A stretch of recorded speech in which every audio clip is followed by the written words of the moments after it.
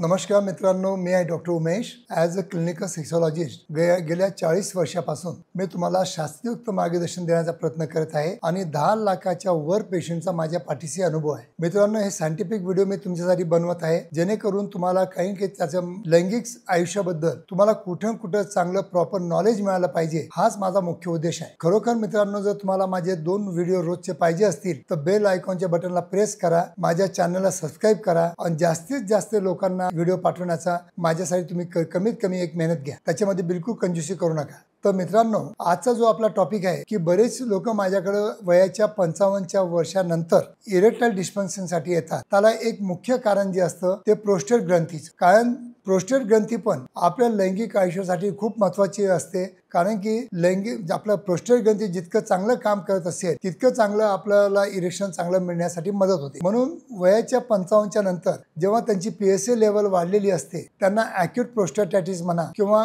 Prostate ग्रंथी थोड्याशा वाढलेल्या असतात, त्याच्यामुळं काय होतं, त्यांना नपुसंकता येते. तर आम्हाला काय करावं लागतं की पहिले आम्हाला प्रोस्टेट ग्रंथीचे आजार दूर करावे लागतात, त्यावर चांगले उपचार करून द्यावा लागतात आणि त्यासाठी आमच्याकडे शॉकवेव्ह थेरपी पण आहे जे प्रोस्टेट ग्रंथीला तुम्हाला नक्कीच मदत करू शकते, जे की वाढलेली असेल त्याला. आणि ह्या प्रोस्टेट ग्रंथीवर जर आपण उपचार केले तर तुम्हाला वयाच्या नुसार 55च्या नंतर आलेली जी लैंगिक समस्या किंवा ताठरतेचा अभाव असेल तर नक्की आपण चांगलं त्याचं ट्रीटमेंट करू शकतो. कारण की बरेच लोकांना माहित नसतं की प्रोस्टेट ग्रंथी वाढल्यामुळे आपल्याला नपुसंकता येते, हे बऱ्याच लोकांना माहित नसतं. म्हणून या व्हिडिओद्वारा मला इतकंच सांगायचं आहे की जर तुम्हाला वयाच्या 55 वर्षाच्या नंतर जर तुमच्या इरेक्टाईल डिस्फंक्शन आलं असेल तर तुमचे PSA लेवल करणं अत्यंत गरजेचं असतं. कारण PSA लेवलवर आपल्याला आपल्या प्रोस्टेट ग्रंथीचं कार्य समजून येतं. जर प्रोस्टेट ग्रंथीचं कार्य जर चांगलं असेल तरी तुम्हाला वयाच्या मानाने 55च्या नंतर जर ED झालेलं असेल तर त्याचे कारण आपण वेगळे शोधू, त्याचे वेगळे कारण असू शकतात. पण सगळ्यात मुख्य कारण जे असते ते प्रोस्टेट ग्रंथीचं, ते